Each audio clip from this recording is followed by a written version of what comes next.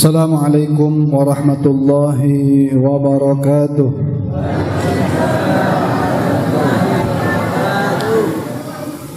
Alhamdulillah alladzi nahmaduhu wa nasta'inuhu wa nastaghfiruh wa na'udzu billahi min shururi anfusina wa sayyiati a'malina.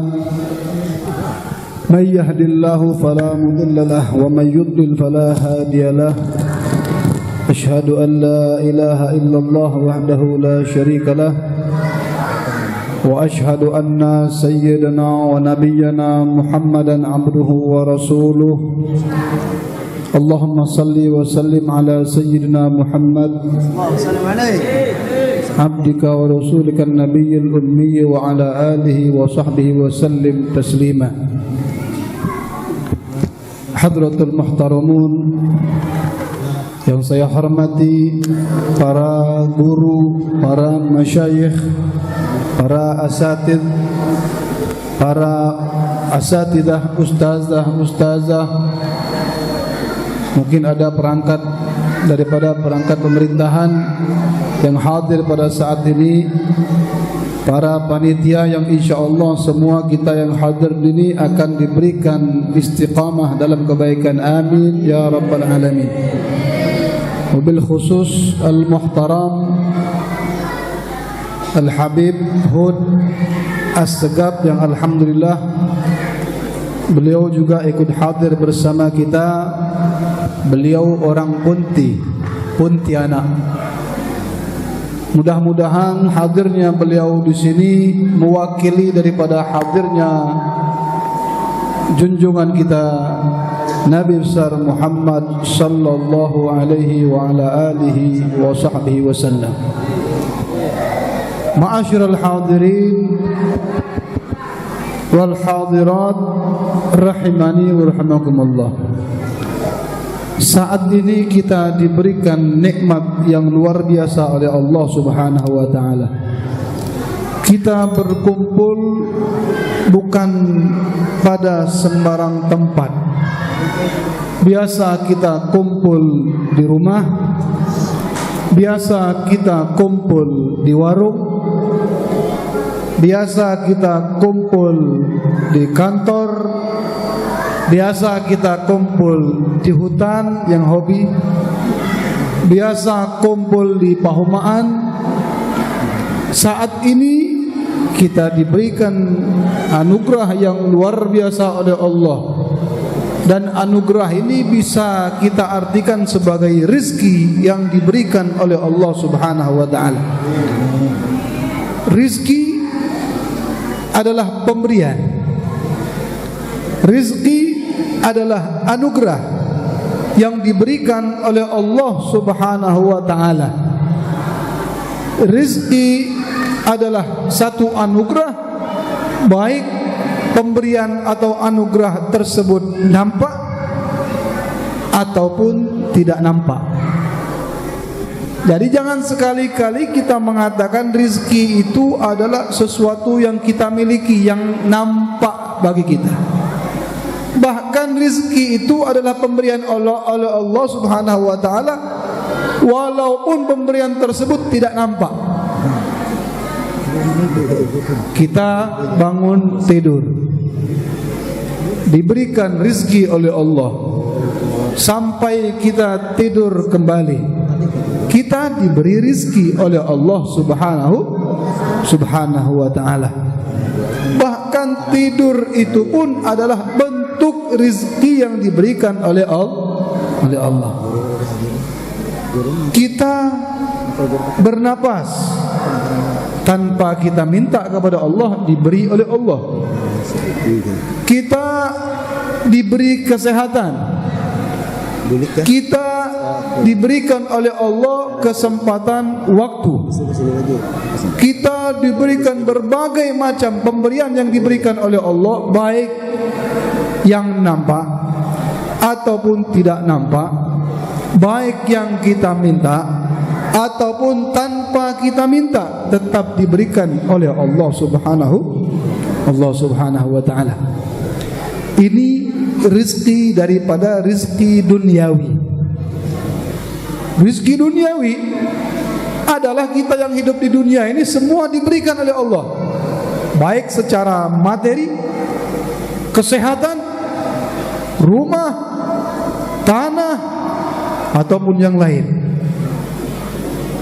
Tapi untuk rizki yang dipilih oleh Allah Subhanahu wa ta'ala, kita sebagai umat Nabi Muhammad adalah rizki pilihan Allah.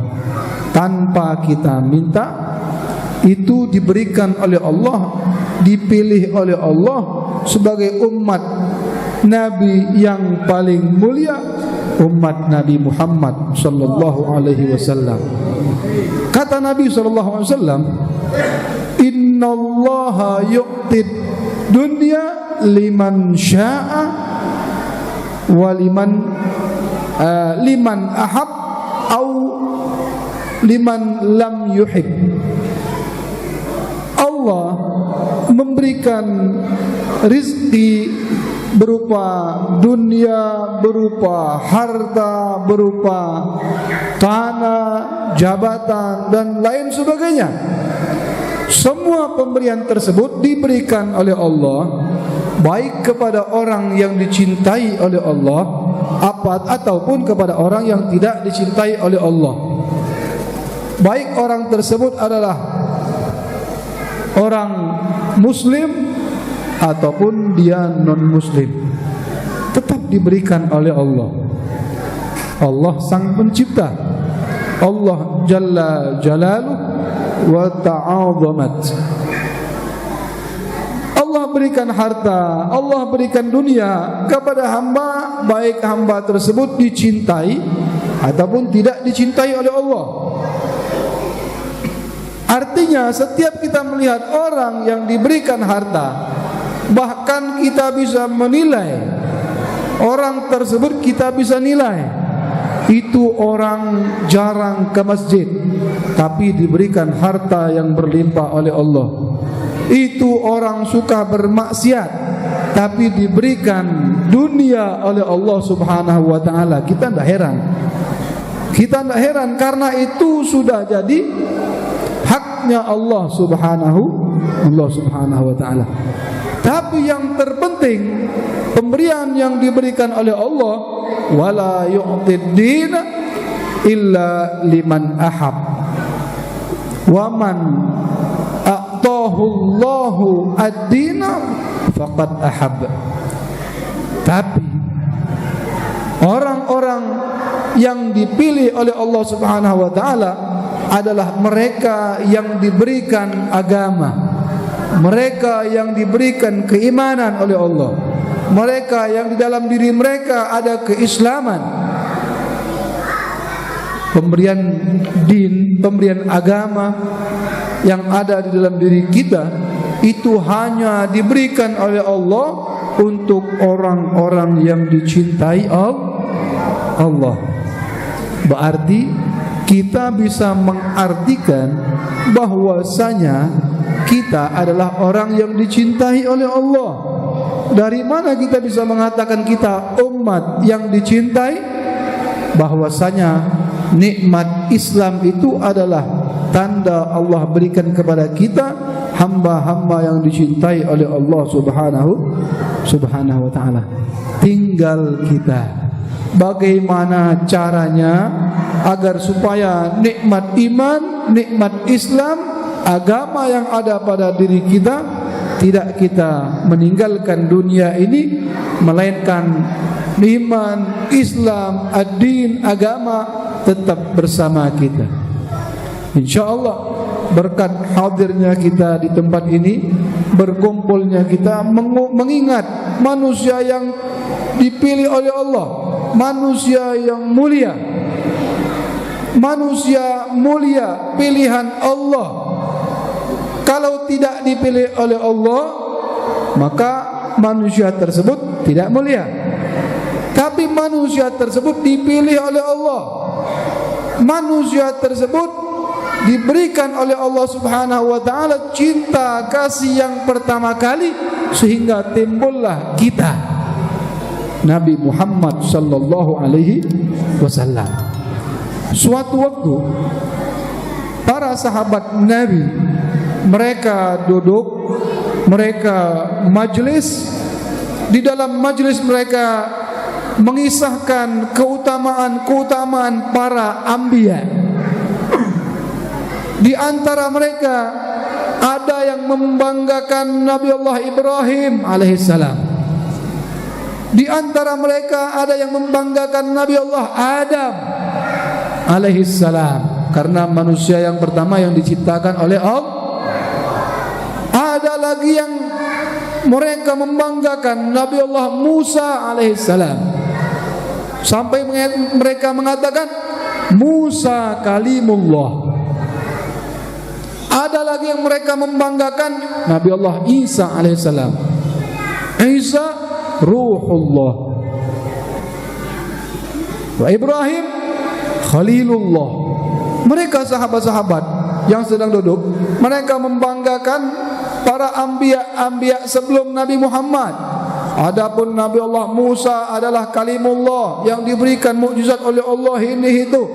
Ada lagi yang menjawab, enggak, yang mulia adalah Nabi Allah Isa karena beliau ruhullah. Ada lagi yang mengatakan Nabi Allah Ibrahim khalilullah. Semua mereka di antara mereka menjunjung nabi-nabi sebelum Nabi Muhammad. Tak kala mereka berkumpul, tak kala mereka mengisahkan para anbiya, Nabi Muhammad lewat, Rasulullah lewat di hadapan mereka, dan Rasulullah mendengar semua percakapan mereka para sahabat. Kemudian saat Rasulullah SAW mendekat kepada mereka, mereka menghadap Nabi. Kemudian Nabi SAW mengatakan, benar, Isa ruhullah, benar, Ibrahim khalilullah, benar, Nabi Allah Musa kalimullah. Kemudian beliau melanjutkan, wa ana habibullah, sedangkan aku adalah kekasih Allah. Khalil artinya sahabat, kalim yang bisa berbicara dengan Allah. Ruhullah diartikan dengan ruhnya Allah. Tapi kata Nabi, wa ana habibullah, sedangkan kalimat habib adalah kalimat yang lebih tinggi dibandingkan kalimat-kalimat yang lain. Kemudian beliau mengatakan, Adam wa man tahtahu tahta liwa'i yaumal qiyamah. Kemudian beliau mengatakan, nanti di hari kiamat Nabi Allah Adam dan nabi-nabi yang lain semuanya akan berada di bawah benderaku, kata Nabi Muhammad, menunjukkan kemuliaan beliau sallallahu alaihi wa ala alihi wa sahbihi wasallam. Itu mereka sahabat membanggakan nabi-nabi. Tak kala Nabi melihat, Nabi mengatakan, aku habibullah wa Adam wa man tahtahu tahta liwa'i yaumal qiyamah. Artinya beliau membanggakan diri beliau terus, membanggakan diri. Wa ana sayyidu waladi Adam wala fakhr, dan aku adalah pemimpin daripada anak-anak Adam wala fakhr, dan aku tidak sombong, kata Nabi. Aku pemimpin daripada anak-anak Adam, sampai beliau mengatakan Adam wa man tahtahu tahta liwa'i yaumal qiyamah. Nabi Allah Adam, Nabi Allah Nuh, Nabi Allah Musa, Ibrahim, semua anbiya, mereka akan berada di bawah benderaku pada hari kiamat.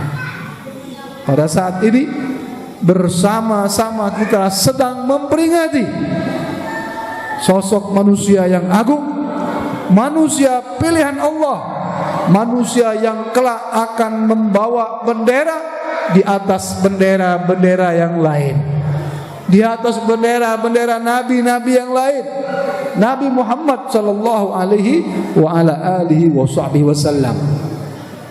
beliau sallallahu alaihi wa ala alihi wa sahbihi wasallam. Bagaimana beliau tidak bangga? Bagaimana beliau tidak bangga dan beliau tidak menyombongkan diri? Beliau tidak menyombongkan diri dan beliau bangga. Kenapa? Karena beliau menjadi orang atau manusia pilihan Allah, dijadikan Habibullah, dijadikan Habibullah, bukan dekat, bukan biasa. Kalimat Habibullah ini bukan kalimat biasa. Habib artinya kekasih. Kekasih. Bisa jadi ada orang yang bisa menemui presiden tapi tidak bisa bicara dengan presiden. Ada lagi yang bisa berbicara dengan presiden melalui surat, tidak ketemu dengan presiden. Bahkan ada juga yang bisa berbicara langsung dengan presiden, bisa bertatap muka dengan presiden, tapi belum tentu orang tersebut dicintai oleh presiden, bahkan bisa dibunguli presiden.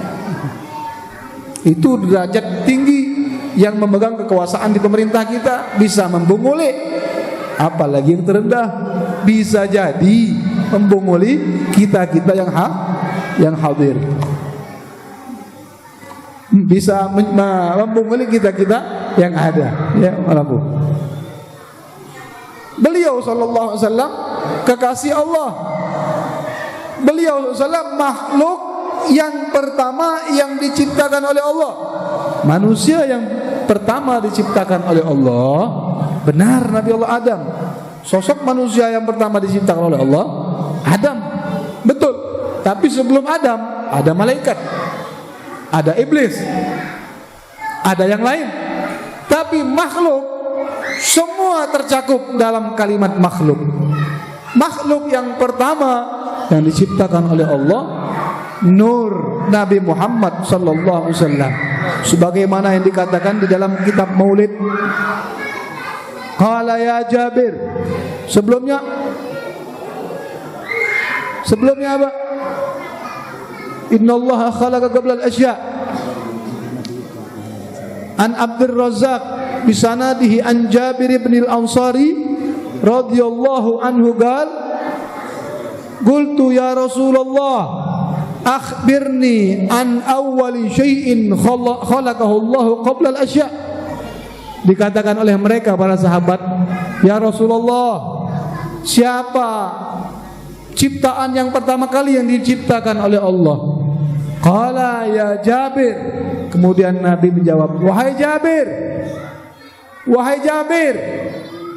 wahai sahabatku, innallaha khalaqa qabla al-asya'i nura nabiyyika Muhammadin sallallahu alaihi wasallam min nurih.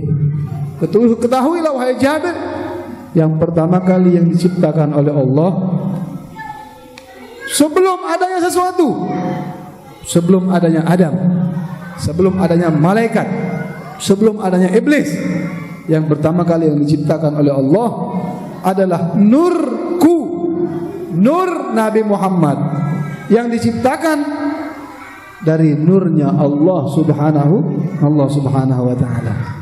Berarti yang pertama makhluk yang diciptakan oleh Allah adalah nur Nabi Muhammad sallallahu alaihi wa ala alihi wa sahbihi wasallam. Ulun minum setumat ya.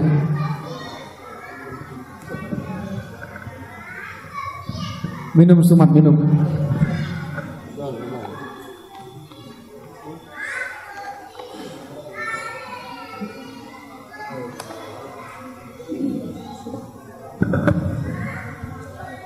Ma'asyiral hadirin wal hadirat. Manusia yang pertama, makhluk yang pertama adalah nur Nabi Muhammad yang diciptakan oleh Allah. Maka semua kita berbangga karena saat ini, di waktu ini, di tempat yang mulia ini, sekarang kita sedang memperingati lahirnya sosok manusia yang mulia, yang mana beliau adalah bagian daripada nurnya Allah, bagian daripada cahayanya Allah yang diciptakan oleh Allah sebelum adanya sesuatu. Bangga enggak kita? Harus bangga. Harus bangga. Kita punya anak. Anak kita ulang tahun. Kita rayakan. Kita selfie. Kita foto. Senang lah itu. Senang enggak itu? Ikam nih ulang tahun, senang lah. Karena senang. Kada pernah ulang tahun enggak? Ikam ulang tahun senang enggak? Oh sedihnya, kada pernah ulang tahun enggak? Nah ini sekarang lagi merayakan ulang tahun pian nih. Kita punya anak, yang belum punya anak menghayal aja lah. Menghayal aja lah kayak apa punya anak. Punya anak lu, punya bini jangan menghayal. Ya, kira hayal bini orang kacau nih. Kita punya anak senang. Walaupun yang kita undang tidak banyak, terbatas, tapi kita senang. Kenapa kita senang? Karena anak kita senang, puas kita, ya Allah, alhamdulillah anak ulun senang. Senanglah kita. Senangnya kita karena anak kita senang. Bagaimana kita tidak senang yang saat ini, bahkan sebelum saat ini belum kita ada Nabi sudah senang kepada kita. Sebelum kita ada di dunia ini, Nabi sudah senang kepada kita. Beliau senang kepada kita, padahal kita belum ada. Bagaimana kita bisa tidak senang saat kita merayakan manusia yang senang kepada kita? Ya, anak kita rayakan ulang tahunnya, anak kita senang, kita pun puas, tenang. Nabi senang dengan kita. Bagaimana mungkin kita tidak senang untuk merayakan acara-acara seperti ini? Ini asetnya. Anak-anak seperti ini aset semua nih. Ya, makanya banyak-banyak asetnya. Diperbanyak Pak asetnya Pak. Bu, aset tuh diperbanyak. Ulun cukup satu anak aja lebih baik. Buat apa gasan satu anak aja? Satu anak buat apa?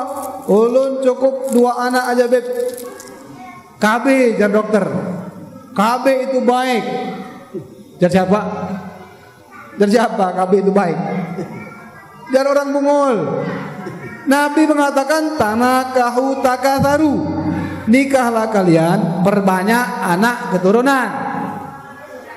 Perbanyak anak. Kenapa perbanyak anak? Pian muslim, bini muslim, punya anak muslim. 1 anak 2 anak, 3 anak, 4 anak, 5, 6, 7, 10 anak, 4 bini 20 anak. Berarti kita sedang berdakwah melalui anak. Di mana berdakwah melalui anak? Kita mau menjadikan orang muslim, tidak bisa. Ulun ini bukan kiai, ulun bukan guru, mau dakwah sama orang, masuklah Islam. Masuklah Islam pian. Pian ini bukan Islam, masuklah Islam. Tidak bisa, kita susah.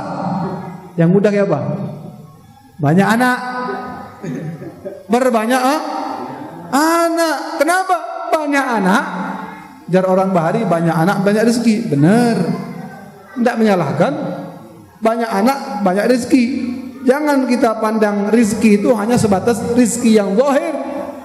Duit, tanah, rumah, harta, jabatan, itu bukan. Jangan dipandang itu rezeki. Jangan dipandang hanya itu rezeki. Banyak anak banyak rezeki. Dari mana? 1 anak ikam dalam kubur, mati. 1 anak saat itu beribadah.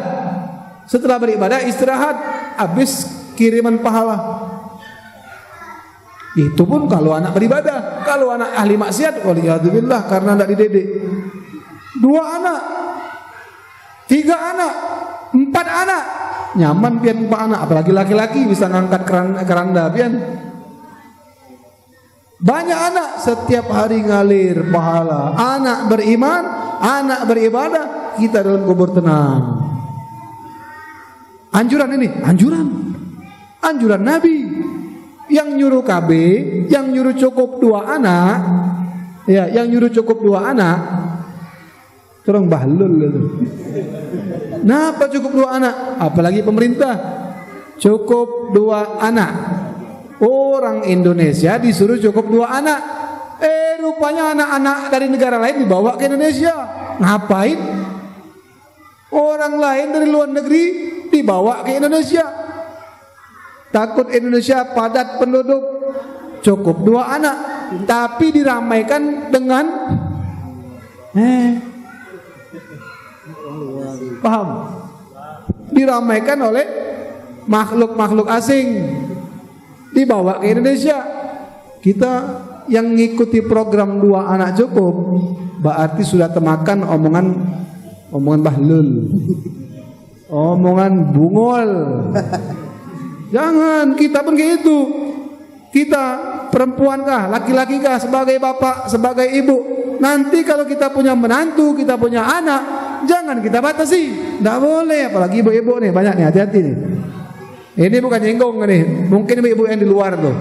Nak, kena aja punya anak. Nyatai kena punya anak, laki belum? Sudah belaki, nak, kena aja setahun lagi aja punya anak. Jangan. Atau anak 1, nak, kena aja lah, kamu punya anak ngalihnya. Ngurusi ngalih. Mudah-mudahan anak 2 dimudahkan oleh Allah. Ya, ngalih juga anak 2, tambah lagi. Loh, kok tambah beb, kan ngalih. Daripada sekarang pian ngalih 2 anak besar, kapan istirahat pian? Anak sudah dewasa 14 tahun baru punya anak lagi. Ngaduh anak lagi. Capek, sekalian aja 5. Sekali capek, anak sudah besar, pian duduk aja di rumah santai. Anak udah ganal, jadi orang bahari. Ya, sekalian capek, banyakin anak sekalian. Umur 25 kawin, 5 tahun, tambah 5 tahun, umur 30, sudah 5 anak. Sudah 5 anak, ada yang 5 tahun, 4 tahun, 3 tahun, 2 tahun, 1 tahun. Tambahlah 5 tahun lagi. Tambah anak kah? Boleh. Namun kalau tambah anak, ada apa? Dia 5 tahun, 5 anak. Misalkan 5 tahun, 5 anak. Anak umur 10 tahun, yang terakhir 10 tahun, santai pian. Pian umur 40 tahun, santai aja nah. Bisa ke sana, bisa ke sini, santai. Ini enggak. Umur 30 tahun, baru 1 anak. Umur 35 tahun, 1 lagi anak. Tiap tahun menggaduhi anak halus-halus. Sampai terakhir umur 50 tahun baru anak bayi lagi tambah. Umur udah 50 tahun misal. Ya, misal ada orang umur 50 tahun diberikan rezeki lagi oleh Allah anak. Kapan istirahatnya? Capek umur 55, umur 50 tahun. Umur 60 tahun anak baru 10 tahun. Nah, kayak apa tuh? Jadi kata orang Bahari, kepalang capek, perbanyak anak. Kenapa? Saat kita memperbanyak keturunan, disitulah mereka akan beriman kepada Allah. Secara tidak langsung kita sedang memperbanyak umat Nabi Muhammad sallallahu alaihi wa ala alihi wa sahbihi wasallam. Ma'asyiral hadirin wal hadirat rahimani wa rahimakumullah. Kita sambung kepada hadis yang diriwayatkan oleh mereka para sahabat, dikatakan bahwasanya Al-Imam Shibli, ada seorang ulama yang bernama Imam Shibli rahimahullah ta'ala rahmatan abrar. Beliau khadima 400 ustadan. Beliau Imam Shibli mempunyai 400 guru. Ini kita dengar perkataan beliau ya. Beliau Imam Shibli mempunyai 400 guru. Guru 400. Ini guru agama. Guru agama. Kemudian beliau mengatakan wa qara'tu 4,000 haditsan. Dari 400 guru beliau membaca 4.000 hadis. Hadis Nabi. Hadis Nabi. Ya. Kalau kita pikir-pikir 4.000 hadis yang beliau dapat bukan seperti 4.000, 5.000 atau 10.000 hadis di zaman sekarang kita ini. Kalau zaman sekarang kita ini enak, kitab sudah ada, mau berapa ribu kitab sudah ada dalam kitab, mau dihafalkan tidak hafal penting ada. Tapi dulu, zaman dulu 400 guru bukan dekat, jauh-jauh. Dari satu guru bisa dapat beberapa hadis. 4.000 hadis yang beliau pelajari. Wa qara'tu 4,000 hadisan. Aku membaca 4.000 hadis. Kemudian beliau mengatakan, dari 4.000 hadis, summa ikhtartu hadisan wahidan. Dari 4.000 hadis, aku pilih satu hadis. Dari 4.000, beliau pilih cuma satu hadis. Berarti berapa sisa hadis yang tidak beliau pegang, tidak beliau pakai? 3.999 hadis. Yang beliau pegang, ikhtartu, yang beliau pilih adalah satu hadis. Kenapa? Wa kana al-ilmul awwalina wal akhirina mundarijan fi. Satu hadis ini, dari satu hadis ini itu mencakup ilmu dari manusia yang pertama sampai kelak manusia yang akhir yang akan diciptakan oleh Allah. Hebat berarti hadis ini. Berarti hadis ini hebat. Kemudian beliau mengatakan, "Tsumma qala an-nabiy sallallahu alaihi wasallam li ashabi." Beliau mengatakan, satu hadis yang beliau katakan ini mencakup 3.999 hadis. Qala Rasulullah sallallahu alaihi wasallam, Nabi sallallahu alaihi wasallam bersabda, "I'mal lidunyaka biqadri muqamika fi." Yang pertama, bekerjalah untuk duniamu biqadri muqamika fihi, selama engkau berada di dunia. Sebelumnya minta maaf bagi bapak-bapak yang merokok, tolong dimatikan dulu rokoknya. Ibu-ibu tidak mungkin merokok. Amun di rumah mungkin merokok masing-masing ya. Bapak-bapak yang hadir, tolong jangan merokok. Acara mulia, tempat mulia, apalagi dalam masjid, jangan. Di ruang lingkup masjid nggak boleh, nggak sopan. Ya, nanti kalau mau merokok, kita pas makan kita merokok bareng bisa, merokok rame-rame bisa, tapi jangan di masjid. Tolong setiap acara keagamaan kah, tolong jangan merokok di masjid. Bapak, siapa ketua masjidnya? Ketua masjid siapa? Ketua masjid, guru Nur Ali. Mana orangnya? Keluar. Tuh di luar. Ketua masjid.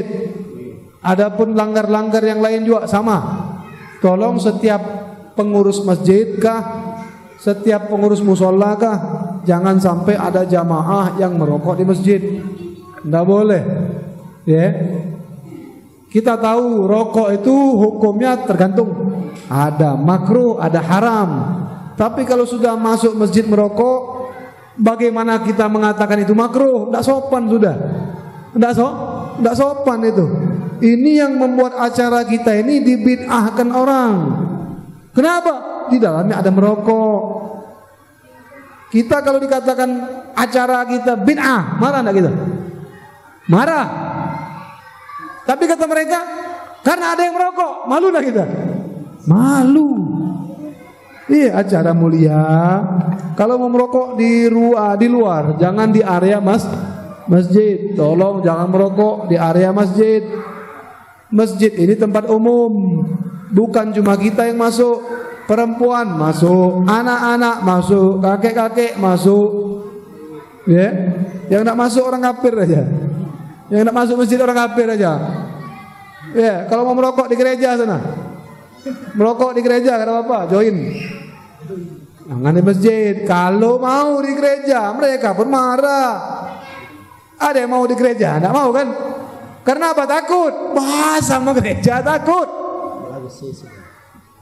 Takut sama gereja ngerokok, dimarah sama orang gereja. Ya. Kok di masjid tak takut? Jangan merokok. Nanti tulis sini, dilarang merokok. Bukan hanya dilarang mengaktifkan HP, juga tulis dilarang merokok. Kadang-kadang di masjid dilarang mengaktifkan handphone karena pengurus masjid atau kaumnya tidak ada handphone. Jadi yang lain matikan handphone. Ya, kalau bisa tulis dilarang merokok di area masjid. Hukumnya apa? Tidak hormat. Kalau tidak hormat kira-kira dibenci lah. Dibenci, jangan merokok di area masjid. Ya, tolong. Bukan hanya acara ini, acara-acara yang lain pun begitu. Di rumah boleh merokok, tapi kalau acara yang mulia jangan. Masjid ini tempat yang mulia, acara kita acara mulia, jangan dikotori. Di rumah silahkan merokok, tapi kalau ada acara mulia, apa acara mulia? Yasinankah, maulidankah di rumah? Dalam acara jangan merokok selagi acara. Selesai acara silahkan surung asbaknya. Namun di rumah, di masjid jangan surung asbak. Jangan ngotori masjid dengan kotoran makanan, jangan boleh. Jadi habis makan disimponi kena. Apalagi abu rokok, waliyadzubillah.